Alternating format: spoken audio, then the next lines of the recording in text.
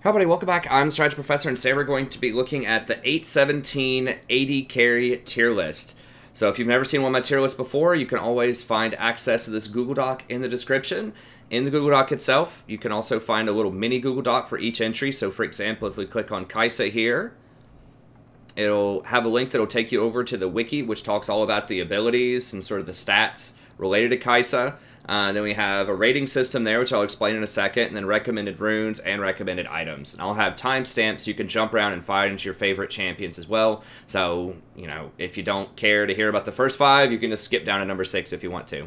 As far as this rating system goes, it's just a little 5-point scale talking about 5 different things that a champion can do. So 1 to 5, 1 being one of the weakest champions at whatever that task is, and 5 being one of the strongest champions at that task. So we've got lane pressure. How likely is a champion able to exert their will on the lane? You know, through kind of through kill pressure sometimes, but also through gaining lane priority, poking, roaming, rotating. How likely are they able to do their thing in the laning phase? And then we have kill threat. How likely are they to get kills specifically in the laning phase and beyond? Then we have safety. How safe are they from ganks? How well can they position in team fights? Scaling. How well does the champion perform over time? And then reliability. How likely is the champion to be played at an optimal level? So this can come down to how difficult is the champion to play from a player perspective, but then also how does the champion fit into the meta overall? Are there a lot of counter picks or strategies that counter the champion available out there? Are they too reliant on snowballing? Okay, and as usual, the tier list is prepared for a Plat Minus audience. So it won't be the same thing that you'll be seeing in Pro Play or Challenger streams. It's going to be, you know, geared towards that bottom 99% of players, which is most people, obviously. Reliability is something else that I take into account, so I'm not going to prioritize one-trick champions as much as I could. I do have Draven pretty high on the list, and he is a really good one-trick champion. But there are other champions where if you one-trick them, you could perform potentially a lot better. So, for example, like Ezeral, if you one-trick Ezeral, could be very good, or you know, something like Xayah could be really good if you one-trick her. Just talking about if you have a moderate amount of practice on a champion, could you perform well in this given meta with that champion? And then I also look not just at the stats that are available right now, because stats are always backward-looking, but I'm trying to think into the future here. How is this going to pan out into this patch? So, for example, even though Miss Fortune is really high up statistically right now, 53.5%, I think she's going to fall a decent chunk on this next patch because of the nerfs to Dustblade, which we'll talk about. So, stats don't always tell the whole story about new patches, because obviously there's not any data on what happens with those new changes yet, right? So keep that in mind. We will look at stats. Stats are important, but you also want to think about what's going to change. Are there some picks and builds that maybe people just haven't explored well enough? And take all of that into account when creating this tier list. Then we also have top 5 tips to help you climb in ELO. Be sure to check out that video if you haven't yet. It's really popular on the channel. It's kind of a greatest hits of the channel in terms of advice that I always give people. We got macro in there. We've got micro, laning, thinking about compositions, all kinds of good stuff. So be sure to check that out if you haven't done that already. Okay, let's go ahead and get in here. All right, number 1, I think Xayah is going to be back. She's already been coming back. People have been altering her build a little bit, and the meta has shifted. People who have been playing the entire season so far will know that Xayah has been one of the most dominant AD carries for quite a long time. And then she fell out of favor when they nerfed Ginsu's Rageblade. And then I think they nerfed her several times as well. Either way, lots of things around her were nerfed. And that made her a lot weaker against assassins. Ginsu's is still pretty good scaling item, but it's not as good of a single item power spike rush as it used to be. But now that tanks are coming back, games are slowing down a little bit. Some of the other AD carries are now going to be getting nerfed a little bit, particularly some of the bullies in lane with the Dustblade nerf. Then I expect her to climb up. She was as low as like 46%, I think, at some point. Now she's climbing back up. Now, part of this has been because people have started running Stormrazor first and then going into typically the AP build, but she could do some other builds as well. So some of that new type of technology has made her good, but she doesn't really want to rush Stormrazor most of the time. It's not an amazing item on her. She just gets that out of necessity. So the fact that Stormrazor is getting nerfed on this patch. And I'm using the PBE because I'm recording these beforehand, before the actual notes come out on Tuesday, because I'm going to be out of town Tuesday through Friday this week. But I want to make sure that I give you the tier list, you know, as early as I can do it. So I'm going to have this auto-release on either Wednesday or Thursday. So if this doesn't go through, it might change a little bit. But from what I can see from the PBE, then the Duskblade and the Stormrazor are both going to get nerfed. And this is very good because Duskblade is abused by Misfortune primarily during the laning phase to really bully out scaling champions like Xayah. And then Stormrazor is also used by champions like Jhin and Draven to bully out early scaling champions as well. So yeah, Xayah can get Stormrazor if she has to, and that's what people have been doing, but it's not ideal on her. She's not really a burst damage type of champion. Her kit's not designed for that. She really wants to do damage over time with her abilities, with tons of different auto attacks. I mean, her Q can do okay burst damage, but that's one of the first things they nerfed about her numerous patches ago. So she's really designed to be a hyper scaling auto attack champion. And one of the nice things about her kit also is that she can do quite a bit of magic damage if she goes for the Ginsu's, Nashor's Tooth, Deathcat build, which I think she's going to return to doing that. Not only does she blow up tanks really well, but she also itemizes really heavily into magic damage, which is great if your team is heavy on AD. So if you have like a Yasuo middle and, you know, a Camille top and a Graves jungle, then you can go AP on Xayah, and that gives you that flexibility in that slot that you otherwise wouldn't have. The only other real like AP bot laner that's viable might be like Kog'Maw. Varus can do some pretty good AP damage too with his W, but a lot of times it's historically been Kog'Maw, and he's sort of out of favor right now. He's just too immobile to function in this meta. And then, I mean, I guess you've got Corki and things like that, but he's really far out of the meta. So Xayah gives you that really good AP option. And since tanks are coming back into the meta, I don't think it's a tank meta per se. I get people to ask me all the time, is this a tank meta? But I think that tanks are viable, and you will start seeing more of them, right? So we're going to start seeing some more Poppy probably, Sejuani, Gragas, Cho'Gath, things like that. And Kai'Sa's very, very good against that. She's also, once she gets a few items, she's a pretty good duelist too against other champions, because she's got that ultimate that gives you that huge shield, especially when you go AP. So I think she's just a better version of a lot of the other hyperscalers out there, because she just does so much damage, and she has quite a bit of utility with the AP that she can do and also with her ultimate. So I expect to see Xayah coming back in a big way here in this patch. Now, Fleet Footwork is what I would go most of the time. You know, this gets you through the laning phase a little bit better. If you're greedy, if you're against a pretty easy lane, if you're against like an Ezeral or something like that, you could go for something like Lethal Tempo to scale up even harder. You could go for Press the Attack, which could give you some more sort of single target assassination potential. And then Triumph, Alacrity, Coup de Grace. If it's a really tough lane, you could do Fleet Footwork plus Bloodline. That gives you the lifesteal. Then you could take something like Doran's Shield. So she has a decent amount of flexibility with her runes. And then most people are going Gathering Storm and Absolute Focus now. People have stopped getting Celerity after it got nerfed numerous times, and they're moving over to Absolute Focus, which gives you a lot more upfront burst damage if you're not getting hit. So I think she's going to be strong, and I think the build that most people are going to gravitate back towards is going to be that Ginsu's Nashor Deathcat build. We might still see the Stormrazor, but it is getting nerfed quite a bit. I know that people in the past had played around with something like a Gunblade, which seems like it'd be interesting. It just doesn't scale as well as other items because it doesn't have attack speed on it in terms of her, but that can give you, you know, some pretty wild burst damage. If you go for this build with the Ginsu Nashors, then that also gives you the option of going something like an Hourglass, which is really handy to have on an 80 carry. So you could go like Hourglass after Ginsu's or Hourglass after Nashors. So obviously that would hurt your damage, but that does give you some really nice defensive capabilities. So very flexible champ, very strong, seeing lots of pro play, but is going to be good in solo queue as well. And also, you know, the nerfs of things like Electrocute, Airy, and Scorch off the last patch are going to continue to be very helpful for her. So the more that she gets to, you know, just farm it up in lane, the better it's going to be for her.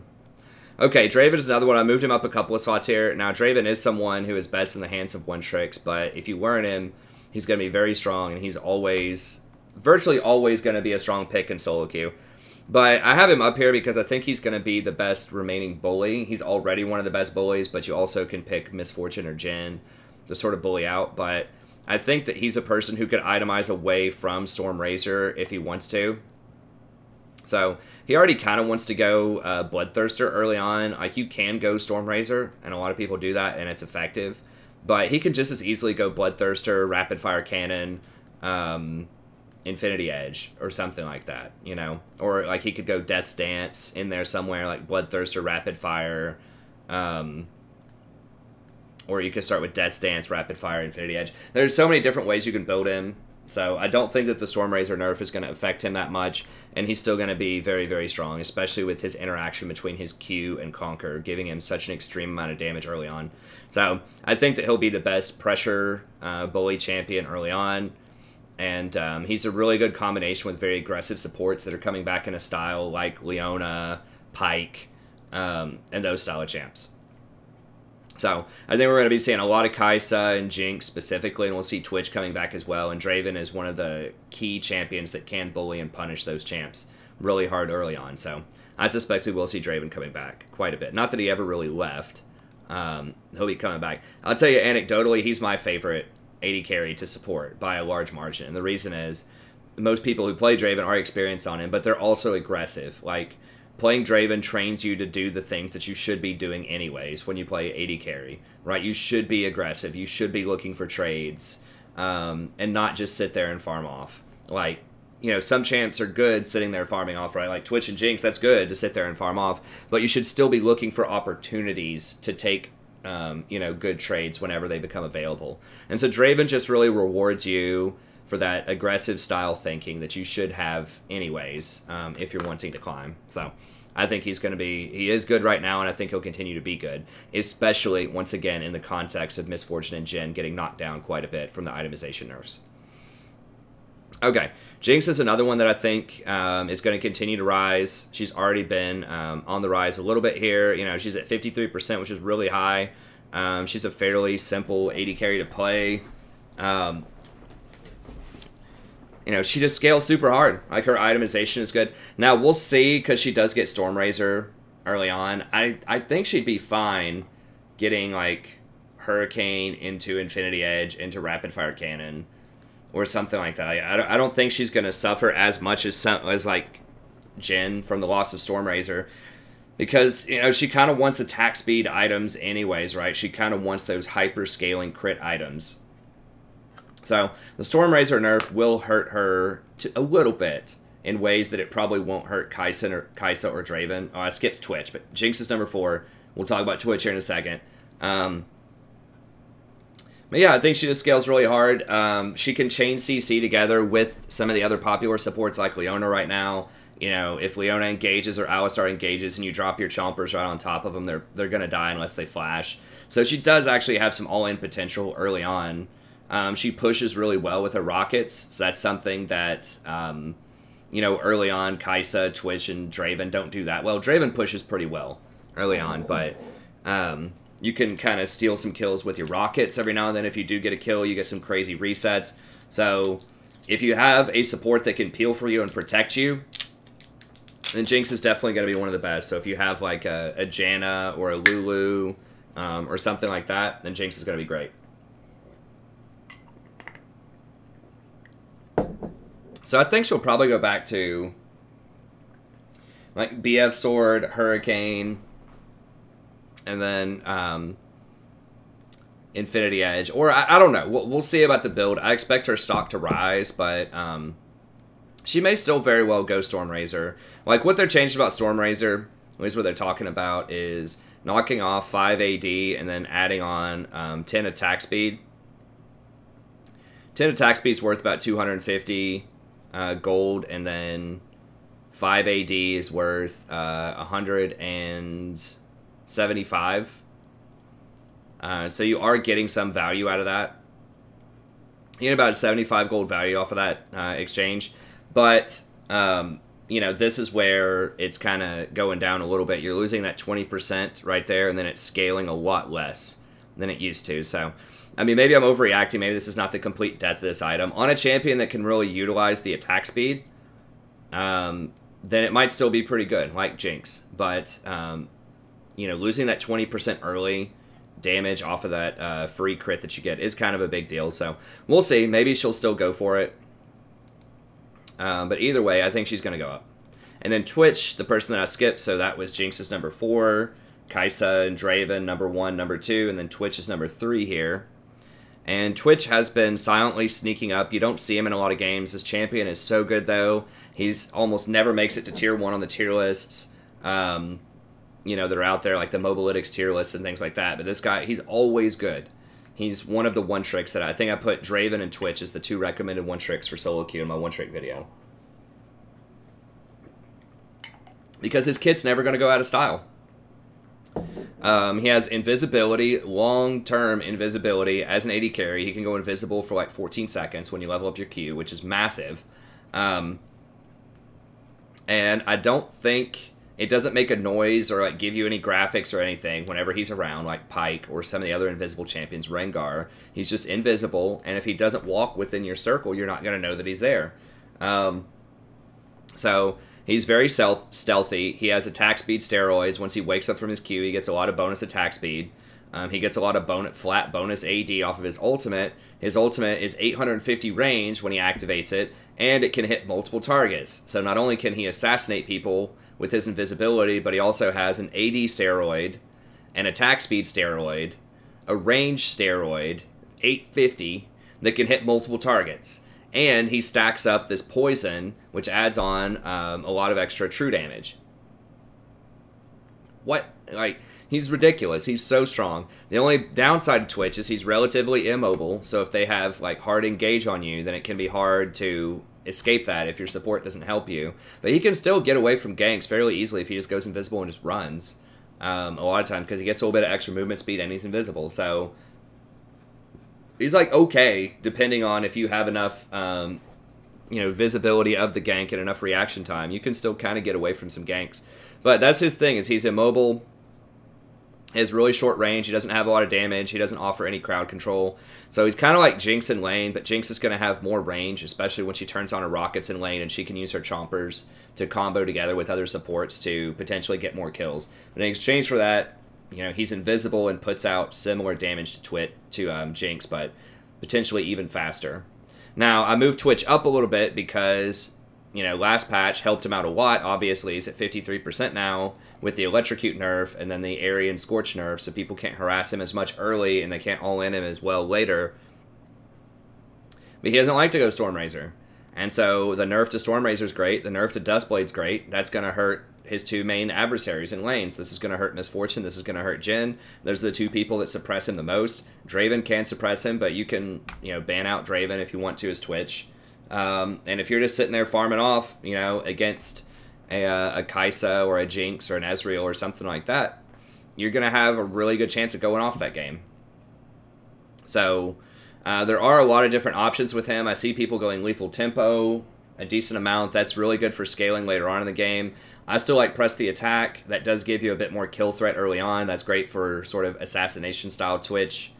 So I think that's really handy. It's really good for taking down tanks, because once you proc that press the attack, then everybody on your whole team gets 12% extra damage to help you kill that tank.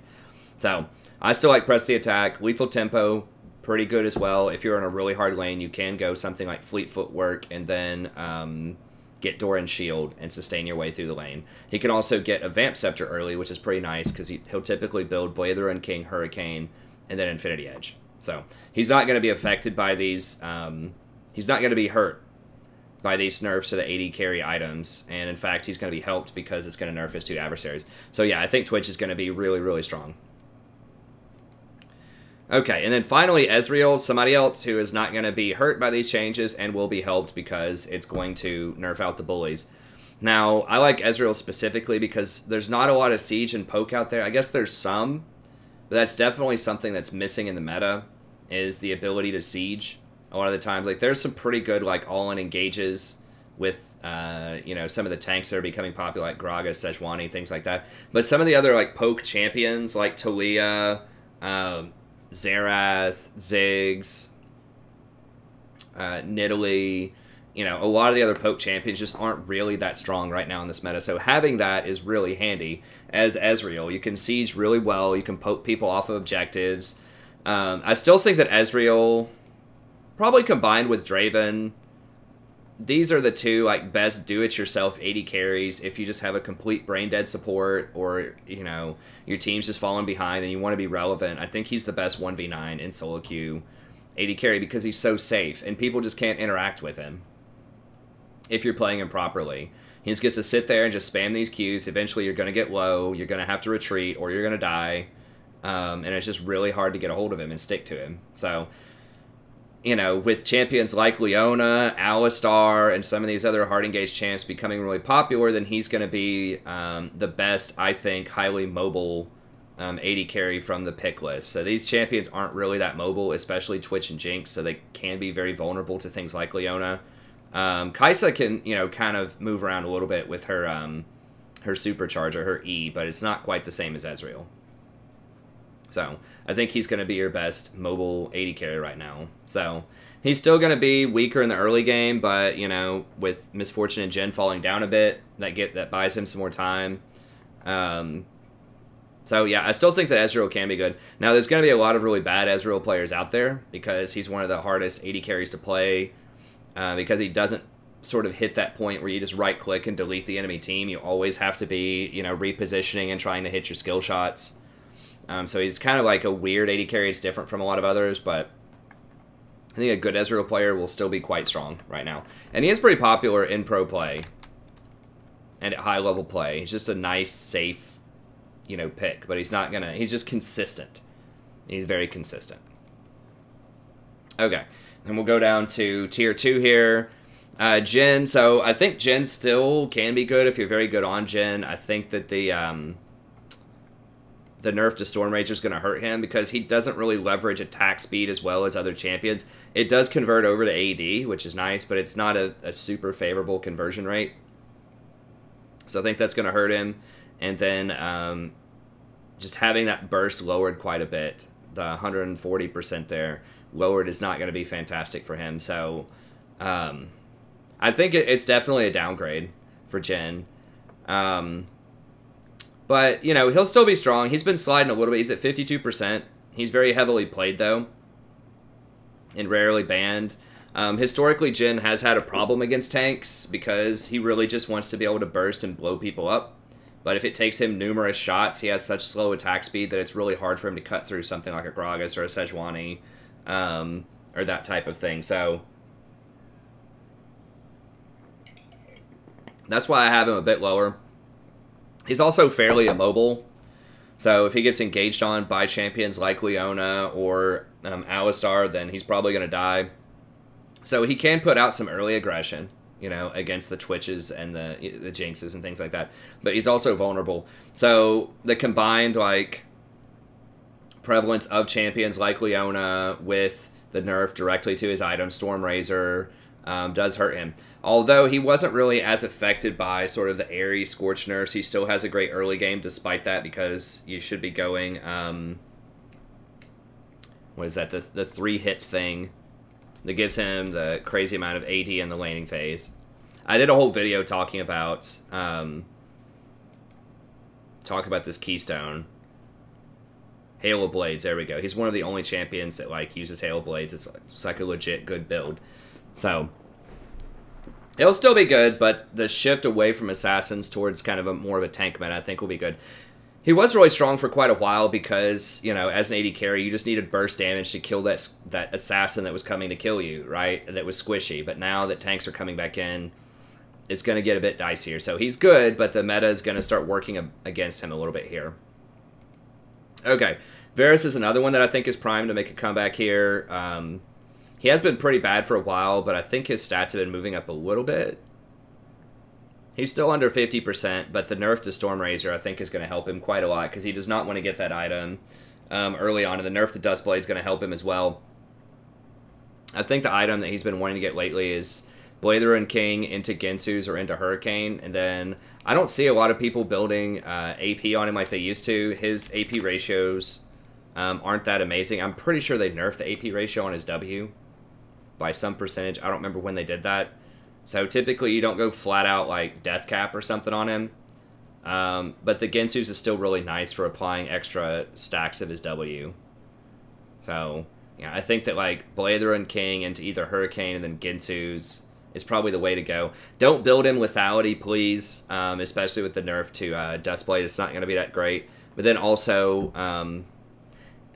it's just too team reliant. Like, you need to be able to sit there and poke. I just think it's different from Ezreal's poke because he doesn't have the mobility to match like Ezreal does.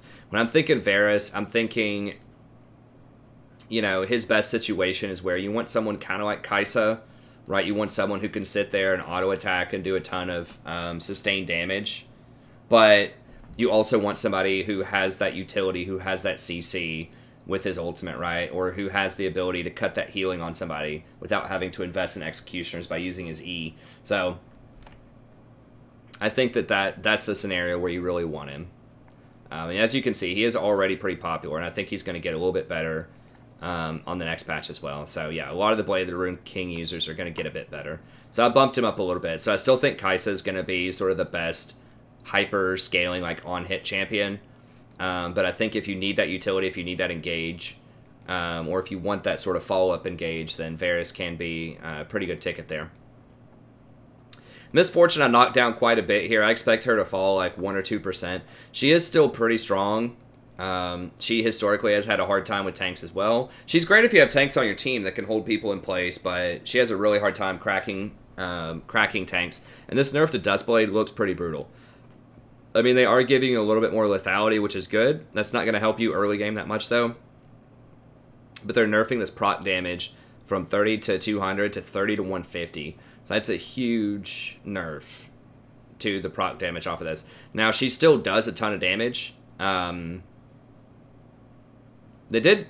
nerfing, I don't know. Another thing about Varus that I just noticed, I forgot when I was doing sort of these calculations, they are nerfing his base health by 50. They're giving him some extra, like, per level, but they're kind of aware that Varus is probably going to go up a little bit here, so I don't know. Maybe that knocks him down to tier 3. It's possible.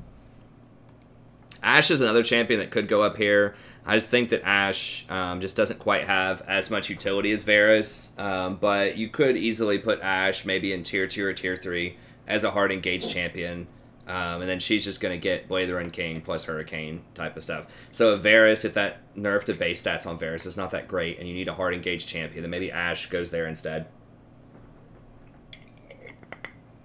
I just feel like Ashe's uses, she's much stronger in pro play because you can use Hawk Shot so much better. You can communicate and like know the different pathing of junglers, and your team's going to play around that positioning. So you almost serve as like a secondary support in terms of the warding with your Hawk Shot to be able to track the jungler. And that's something that just really doesn't get leveraged in solo queue. So, but you know, she can still be good. She has a lot of range. I just think Varus is just edges her out a little bit. Unless that nerf is too much. We'll see how that goes. But yeah, Misfortune should still be pretty good. You know, she'll go Dustblade, Ghostblade, early game bully. It's just that nerf is going to definitely hurt her. Yeah, I mean, a lot of times she's kind of moved away from Scorch, I think. Dark Harvest. I mean, maybe she takes Scorch as her secondary.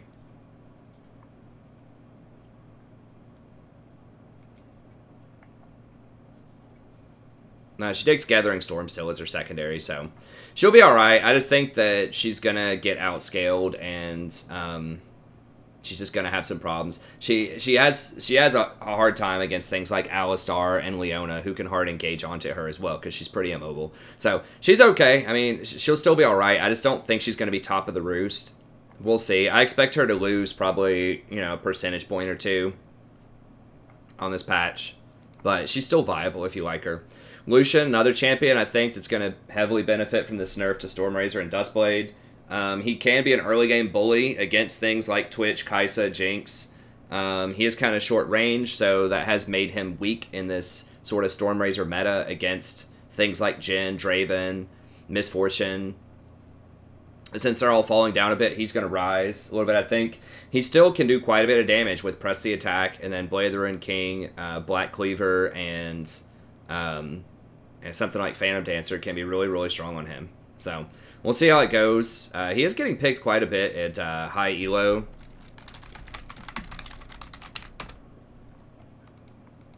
Once again, this isn't a tier list specifically for high elo, but I think it's useful to sort of see what's going on up there and to see if that could translate into plat minus. And I think it could. Like, he's not impossibly, you know, difficult to play. He's still pretty reasonable. And the fact that Jhin and Misfortune are stepping down a bit creates a space for another early game bully with Draven to try to pressure things like Xayah and Twitch early game. So I think he can be pretty good. Now, he's not amazing against tanks, but with press the attack, you do put that debuff on the tank so that other people can help you kill him. So I think that he could be okay. I could definitely see him getting pretty good. I wouldn't recommend doing the Essence Reaver. I've tried that on him. It's really awkward having to use your ult early and then like waste some of your Essence Reaver time while you're channeling your ult. It just doesn't pan out. I thought it would be really good back in the day, but they did nerf it, and just after playing it a lot, it just doesn't feel... It just feels awkward. So I would still just, if you're going to play him, just stick with the standard Blade Run King, Cleaver, Phantom Dancer. Okay, Xayah is the last tier 2 that I want to mention here. It's kind of difficult to... People haven't really gone for the build that I thought people would go for on Xayah. Everyone's just going Stormrazor. I thought that there might be a world where she could go like Blade Run King, Cleaver.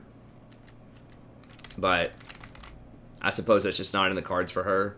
So I don't know. We'll see how Stormrazor affects her. She does like the extra attack speed, so she probably won't mind the changes to it that much, trading AD for the attack speed at a better rate. I would say she really doesn't mind like having a little bit less on that first crit compared to some of the other champions, because what she really wants to do is just stack a bunch of feathers on the ground and just control zones. You know, if people are trying to die, if you just pull those feathers back. So I think she'll still be really good with that if you take lethal tempo. So, I think she'll be good. I mean, I don't know if I'd put her up in tier 1, but she could be higher in tier 2, certainly. I mean, maybe you could swap her out for Ezeral if you're a really good Xayah. But I think she'll still be pretty strong, and it'll still probably be the same build, just the Stormrazor Rapid Fire Infinity Edge build. So, I think, once again, because she's not as reliant on that first hit doing a ton of damage for her kit to function, that she'll probably be okay with those changes. Okay, moving on to tier 3, we've got Tristana. So people have kind of talked, is Trist back? I don't think Trist is back that much. I think there is better hyperscalers right now. She is at 49%. She just doesn't really have a good build path. Like, yeah, she can go Stormrazor, Rapid Fire, Infinity, but that nerf to her range certainly hurts. Although, if you want somebody who has a lot of safety and has a lot of scaling, then maybe this is, you know, Trist is your person. So she's not going to scale as insanely hard as something like Xayah or Twitch or Jinx in terms of just like raw, like right-click power at the end of the game. But she'll still do pretty good with her damage. She still has 90%, you know, attack speed steroid. I think it goes up to 110%. She doesn't have any AD steroids, but she can also go off early, you know, and get resets with her W, and her ultimate still does 300 damage, you know, at level 6. So she can combo together pretty nicely with things like Leona. She pushes really well. She takes towers really well. So she's okay. It's just her stats and her itemization just do not line up as well as some of the other hyper carries. But she's still pretty good at what she does, and she's mobile. That's the thing, especially against things like Leona. She can buffer her W and get out of CC even when it hits her, which is super frustrating. If you don't know what I'm talking about, you can watch videos of it on YouTube, just Tristana buffering, where someone hits her with a CC and she gets to continue her jump anyways. It's like when she starts that motion to jump, it doesn't matter if you blitz hook her, thresh hook her, whatever, she's going to jump out of it. So a really good Trist can abuse that and get out of a lot of situations. So she's viable. I just think that there are better options, but like I said, if you want the hyperscaling power or close to it with the safety of having a jump away and an ult that can knock people back, and she's a pretty good combination of the two, safety and power. Next up, we have Sivir, kind of a role player champion. Sivir can do very well in theory, but she is short-ranged, kind of like Lucian, kind of like Tristana, which holds them back a little bit early on. She has some serious mana problems early if you're not absorbing stuff with your spell shield. But if you have a bunch of tanks on your team and just trying to rush them into the enemy team with your ultimate can be really strong. She's the best in class at wave clear, especially in the mid game.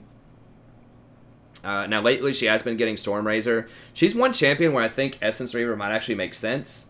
But it looks like a lot of people don't get that on her, so we'll see how that shakes out. Maybe she'll still just get Stormrazor, Rapid Fire, Infinity. But yeah, I mean, she's okay. You're just sacrificing a lot of power. She doesn't have CC in the laning phase. Her scaling is not as high as a lot of other champs. So she's all right if you want a utility player, if you really like her, if you just want to run around and try to go for like 400 farm in a game, then she can be pretty good at that. Next we have Quinn. Quinn has fallen a lot. So the nerfs specifically to Electrocute have hurt her, and now they're nerfing Stormrazor as well and Dustblade, which are both items that she uses. Like usually she'd go Stormrazor and Dustblade in the same build with Electrocute. So that's going to hurt her a lot. Also, she's just terrible against tanks. She just does not have the power to cut through them. She's really vulnerable to CC.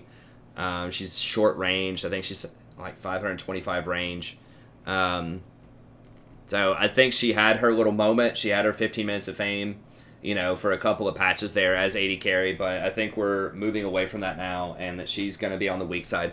Now, if you do get ahead and you can roam around in bird form and pick off some people, that's great. But I would say, ultimately, if you want to do that type of thing where you're roaming around and picking people off as an AD carry, I would probably rather play Twitch at this point. I think he's just going to be much better suited with the itemization, and he's going to scale a lot better than she will. So I think Twitch is going to pass her up. So she can be a good early game bully, but I would rather, like right now, just have Jhin, Lucian, or Draven probably to fill that role.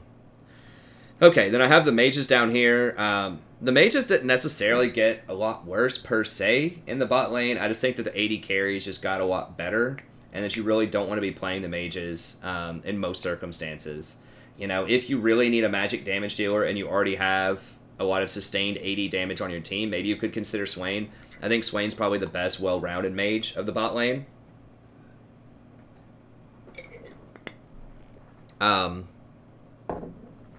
So, you know, that's something to think about, but he takes a long time to come online, and he's just not going to deal as well with tanks, once again, as, you know, some of your other choices out there. But, you know, if you have something like a Kindred on your team, and your top lane, you got a Gnar, or something like that, you already have a lot of auto attackers, then, you know, maybe Swain makes sense. Maybe he's good. With certain combinations, he can be good as well. So, like, if you have a heavy, like, CC lane bottom, like Pike Swain is a really good one, then you can make it work. So there are certain combinations that are good, but overall, I'd probably stay away from the mages. Heimerdinger is another one where if you're like a Heimer Grandmaster, then you can definitely make him work. He's very frustrating to play against in the lane. He pushes really well. Fiddlesticks, sort of his partner in crime, was nerfed by the Scorch and Airy nerfs. That's also going to hurt Dinger and his ability to poke a little bit. But if you're a super good Heimerdinger player, you know, you might still be able to make him work bottom, because a lot of the AD carries that are going to be strong here are going to be kind of the lower range scaling champs. So it's not Caitlyn. If Caitlyn was around, she could just knock out his turrets and just outpush him. But you can still get a pretty good lead on these champs. It's just you better close out the game. You better close it out in 25 minutes because, you know, once one of these champions reaches 3 items, you're in really big trouble if you're Heimerdinger. So I think it's just too risky for me in solo queue to want to do that. In pro play, you might still see this. You might still see the Dinger sometimes. I think he's personally pretty fun to watch. I think he's interesting. I think he's extremely annoying to play against. But yeah, I think the nerfs to Airy and Scorch definitely hurt him. So, you know, we'll see. We'll see how it pans out. But the teleport nerf also hurts him. That hurts Ezeral a little bit too, but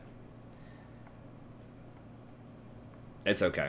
They did buff heal fairly recently too, which also favors people not rushing teleport. Like, the heal buff was pretty big, so that does hurt some of these champions like Dinger, like Ezeral a little bit more, who wanted to use that teleport. But yeah, I still think he's viable. He's good if you can win with him. I think he had a decent win rate still. Yeah, he's actually #1 win rate, but he's very rarely played. It's under 1%. So that's just like specialists playing him.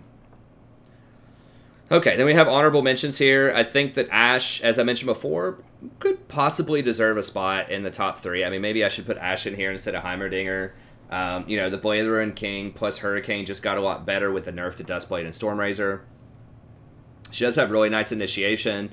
The slow can potentially be really powerful and useful in team fights. Hawkshot can be very good for scouting if you're shot calling for your team. So I think that Ashe definitely could be useful. So, you know, we'll see. She could be an honorable, you know, tier 3, maybe even as high as tier 2 if the Varus nerf gets hurt and he can't really compete for that spot of initiator. Okay, then we have kind of the other, like, mostly non-AD carries in here, and like that were popular. You've got your Bran, your Vlad, your Irelia, your Rengar, your Mordekaiser. All of these things could still, like, sort of kind of be okay in some compositions, but they're not going to be that great most of the time. Yasuo is someone that, I guess if you're really good on Yasuo, maybe that can work, but I wouldn't do it bot lane. I mean, if you have Yasuo Alistar, maybe that's something to consider, but most of the time, unless you're an Yasuo one-trick, I wouldn't do that. Other 80 carries down here that I probably wouldn't touch. Vayne is still pretty popular, but I think she's just outshined by all of the other hyper carries. Like, I would much rather, because she can't do anything, like, literally anything in the laning phase. Like, she has virtually no CC. I mean, she can pin people against the walls, I guess, if you get a really good angle, but she just feels very, like, fairly short range. Her abilities just don't do damage in the laning phase. Like, her W, you have to get 3 hits to do anything with it. She just relies very heavily on scaling with items. Like, she really needs at least 2 items before she comes online. And I just feel like she's going to get bullied out. Now, she does have a lot of mobility, so she can dodge, you know, a lot of these other hard engaged champs potentially. So the outplay potential is there. If you're just a god, you know, Vayne player, you can make it work, but I just think that you're just going to be way too liable, and it's just going to be too hard to make it happen on a consistent basis. You're just going to lose lane too many times, and I just feel like if you're going to lose lane, I would rather just play Xayah or Twitch. I just feel like it's just much more likely you're going to pop off and have a much larger presence in team fights. You know, Vayne is really best. She is good at shredding tanks, so that's nice, and I do think that, you know, something like Blather and King into Gensu's can be a pretty good build on her, because you'll get to, you know, double proc your Blather and King and get more procs of your Silver Bolt. So I think that can be powerful, but her laning phase is just too bad. She just doesn't contribute anything. It's like, at least Twitch, you know, kind of has a slow in his kit, and he has that stacking poison to sort of finish people off. He has the invisibility that you can sort of work around with Jinx. You got your Chompers you can help out with. Even Xayah, you know, like, has her, I guess, her passive that can do some damage. She's got her Q, you know, her W. Like, she has some abilities that can do some damage. It just feels like Vayne is just... I really don't like to see Vayne most of the time. Just the nerfs to her were too harsh earlier in the year, I think. They nerfed the ratio on her Q. So, if you're really good with Vayne, you can make it work, but overall, I think it's rough. Kog'Maw is someone that, in theory, could be pretty good, but they nerfed his, I think they nerfed his, whatever his damage thing is. I think it's his W. A while ago. And he's just too immobile. You know, if you want to play something that's relatively immobile that's going to hyperscale, I would just, once again, just play Jinx, Twitch, Xayah. All of these champs are going to be better. So, he's okay. He's okay, but I think there are just better champs out there. Caitlyn is someone that just really doesn't have a home right now. Like, she doesn't have great rune options. She doesn't have, because her base attack speed is so slow, she's pretty bad with most runes. Her scaling is terrible. She has no attack speed steroids, no AD steroids. Like, it's almost completely dependent on proper trap placement and combos with your trap and having a very aggressive siege-oriented comp. So, I really wouldn't run Caitlyn right now. I think you might see her in pro play maybe as a specific counter to certain things at Worlds, but it's just too hard for most people to play Caitlyn. It doesn't seem like she should be hard, but she is, because people just never use those traps correctly. And then Kalista is just in the dumpster. Just don't play Kalista. I mean, she's a cool champ, but she's been nerfed so many times that it's just really bad. just don't run her. It's a really cool concept, and I wish they didn't nerf her, but she just was getting abused in pro play too much. Like, it feels like she should be okay in this meta, right? Like, it's Blather and King is pretty respectable after they've nerfed, you know, Infinity Edge. Now they're nerfing Storm Razors. Like, maybe it's her time to shine. You know, she can go Blade, Hurricane, and really go off to the races. But I don't remember all the nerfs they hit her with, but it was just an absolute ton of nerfs. So she's a cool champion. She should be able to get an advantage early, but it just requires too much stacking of her rend, or whatever they are, her spears, to be able to rend people to do a lot of damage. So maybe she comes back. I mean, I could be wrong about this, but I just feel like she's not going to be that great. I think she needs a couple more buffs, or they need to buff Blade of the Ruined King to make her a bit more viable. Okay, that's going to be it. Thank you very much. If you enjoyed this content, don't forget to like and subscribe. It helps other people find the channel, so they can enjoy the same kind of content you do, that good, you know, articulate, in-depth analysis of tier lists. Then we have coaching sessions on the channel, streams, individual champion playlists, topical guides, like macro guides, micro guides, champ select guides, itemization guides. We've got a ton of stuff on the channel, so be sure to check it out. Help other people find the content. Help them check it out. And that's going to be it. Be sure to check out the support tier list if you haven't already. I should probably be able to do a mid-tier list, although that may not come out until Sunday or Monday of next week. We'll see how much time I have. I might be able to record one more before I have to leave tonight, but it's looking unlikely. So I'm trying to give you as much content as I can when I'm on the road. But anyways, thank you very much. Have a good day, and I'll see you next time.